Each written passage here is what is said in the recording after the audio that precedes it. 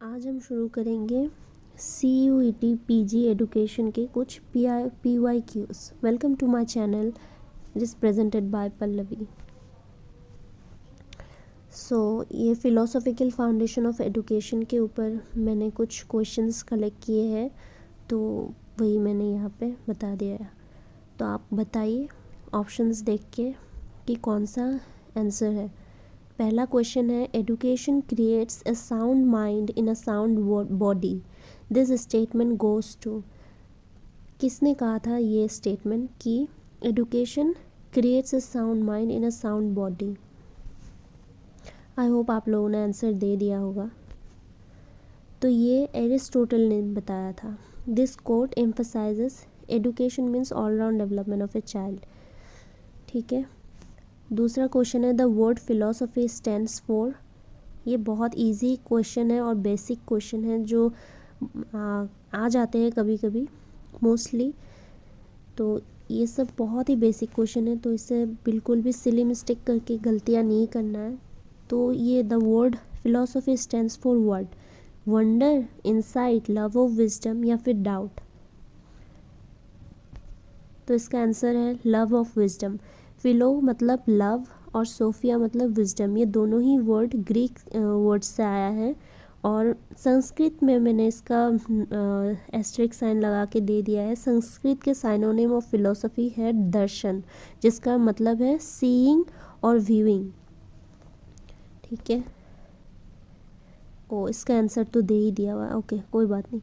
Number 3, pragmative approach of philosophy is associated with whom? James, Rousseau, Peirce या फिर Butler. इस pragmative approach को William James ने दिया था और विलियम जेम्स ही प्रैग्मेटिक फिलोसफी के फादर है। The term pragmatism is derive from French word. ये फ्रेंच वर्ड से डिराइव हुआ है प्राग्मा, और ग्रीक वर्ड से डिराइव हुआ है प्रैग्मेट, जिसका मतलब है प्रैक्टिस और एक्टिविटी। इससे रिलेटेड जो भी एक्सपोनेंट्स, चीफ एक्सपोनेंट्स हैं, मैंने उनका नाम यहाँ पे बता दिया है। जॉन डीवी, काइलपेट्रिक, विलियम जेम्स और शिलर। C.S. पार्स, सॉरी मैंने बताया था कि विलियम जेम्स फादर है, सॉरी C.S. पार्स फादर है प्रैग्मेटिज्म के। और जॉन डीवी ने एक लेबोरेटरी स्कूल सेटअप कर दिया था in Chicago in 1869 C.S. Peirce के फिलोसफी के बेसिस पे। मतलब प्रैग्मेटिज्म फिलोसॉफिकल आइडिया के ऊपर वो इन्फ्लुएंस होके जॉन डीवी ने एक लेबोरेटरी खोल दिया था in Chicago. This philosophy emerged in 20th century. तो ये सारी इम्पॉर्टेंट चीज़ें हैं, की पॉइंट्स है जो मैंने यहाँ पे बता दिया है। ये इम्पॉर्टेंट है, याद रखिएगा। फिर दूसरा क्वेश्चन है 4, idealism believes in true discipline या फिर सेल्फ डिसिप्लिन या फिर फोर्स डिसिप्लिन या फिर ट्रेडिशनल डिसिप्लिन। तो आइडियलिज्म का हम सबको पता है, idealism is one of the oldest philosophy, सबसे पुराना फिलोसफी में से एक है और ये हमेशा माइंड और आइडियाज़ के बारे में बात करती है। ये बताती है आइडिया मीन्स ट्रू और टेस्टिफाइड नॉलेज। ये बिलीव करती है कि जो द मटेरियल वर्ल्ड है वो डिस्ट्रक्टिबल है और मॉर्टल है, इसीलिए ये स्पिरिचुअलिटी को भी बिलीव करता है, बट साथ ही साथ आइडियाज़ और माइंड को ज़्यादा फोकस करता है। तो इसका आंसर ट्रू डिसिप्लिन है। ठीक है। इसके chief exponents Hegel, Kant, Immanuel Kant, Descartes. Plato is the father of idealism. Number 5, pragmatism stands for what? अभी हमने डिस्कस किया, प्रैग्मेटिज्म मतलब एक्टिविटी और practice. 6, human personality is the noblest work of God. ये किसने कहा था? ये कहा था रॉस ने। Philosophy has been defined as the science of sciences. This statement is said by Coleridge, Samuel Taylor Coleridge, ये पूरा नाम है उनका। ए रिनाउंड इंग्लिश पोएट, फिलोसोफर और क्रिटिक भी थे। उन्होंने इस फ्रेज को इसीलिए यूज़ के ये एम्फसाइज करता है ये फ्रेज की the foundational and all encompassing nature of philosophy. मतलब science of sciences is the foundation and all encompassing nature of philosophy. ठीक है। Number 8, which one of the following call the philosophy as the mother of all sciences and the true medium of mind? ये कहा था Aristippus ने. Aristippus of Cyrene, a Greek philosopher and a follower of Socrates. ये Socrates के शिष्य थे और ये बिलीव करते थे कि फ़िलॉसफी एक अल्टीमेट सोर्स ऑफ नॉलेज है और विजडम है, making it the mother of all sciences. Philosophy माँ है सभी साइंसेस का. He also considered philosophy as the true medium of the mind, enabling humans to understand and engage with the world. ये तो वैसे एरिस्टिपस से रिलेटेड क्वेश्चन आते हैं या नहीं इतना नहीं पता, लेकिन आते भी होंगे तो बहुत रेयरली, क्योंकि ये आपके सिलेबस में नहीं है. ये एरिस्टिपस का जो फ़िलॉसफी है वो हेडोनिज़म से रिलेटेड है, जो बिलीव करते हैं कि अल्टीमेट रियलिटी इज़ प्लेजर. ठीक है, ये एरिस्टिपस पहले फ़िलॉसोफर थे जिन्होंने टीचिंग कराने पे स्टूडेंट्स से चार्जेस लेते थे और ये सोक्रेटिस के शिष्य थे. तो ये उनका फ़िलॉसफी है जो मैंने बहुत ही रफली बताया है, आप लोग पढ़ना इसके बारे में. Aristippus thinks philosophy as what? Ability of feel at ease in any society, ability to feel emotional, ability to love mankind, या फिर none of the above. None of the above इसका आंसर है, क्योंकि एरिस्टिपस बताता था philosophy is highly valued.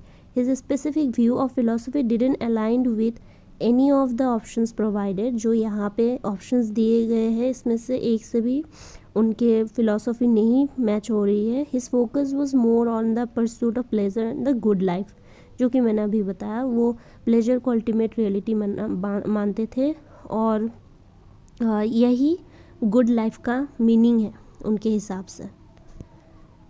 Okay, number 10, metaphysics as a branch of philosophy deals with what? ये बड़ा easy question है. ये डील्स विथ साइंस,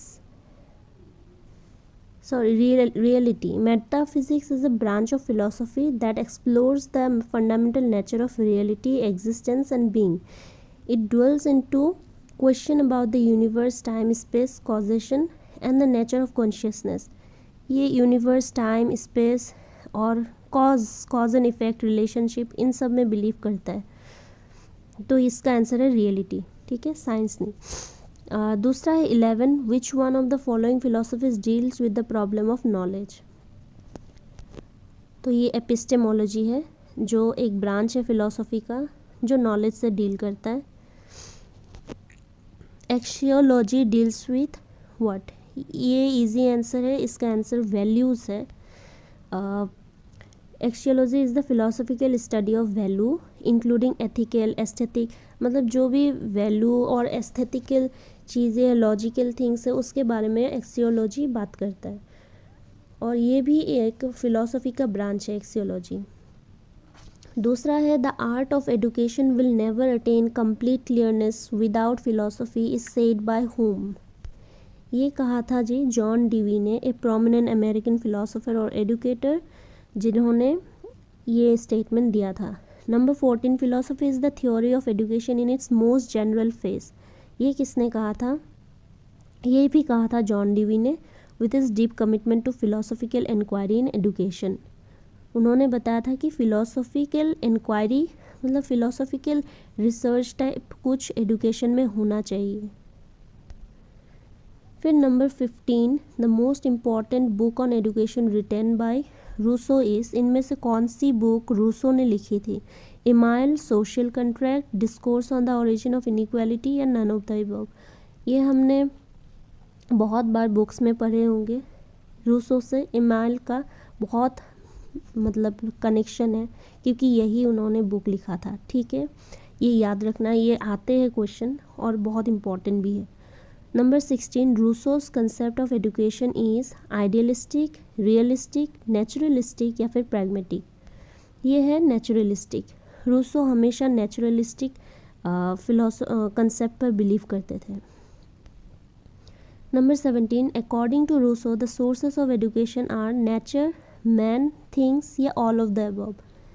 रूसो के हिसाब से द सोर्सेस ऑफ एजुकेशन है all of the above, nature, man, things, सब कुछ. Question number 18, the word Islam means क्या?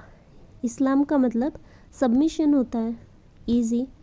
ठीक है, question number 19, which one of the following is one of the section of Shantiniketan ashram. इनमें से कौन सा शांति निकेतन आश्रम का एक पार्ट है? Path Bhavan, school, college, none of the above.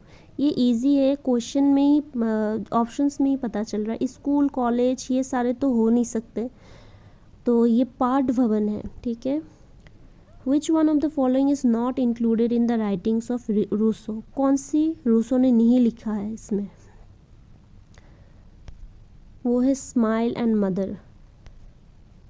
Email is divided into how many parts? Divided into 5 parts.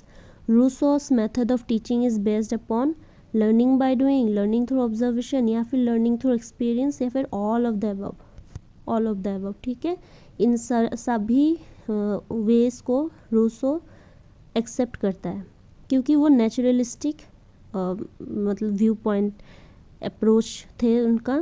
वो हर चीज़ बच्चे जब कुछ करके सीखते हैं, कुछ ऑब्जर्व करके और एक्सपीरियंस करके सीखते थे, उन सभी को नेचुरलिस्टिक अप्रोच ऑफ एजुकेशन कहते हैं। तो ये ऑल ऑफ द अबव होगा। Thank you for watching, I hope it was informative. If you like please share.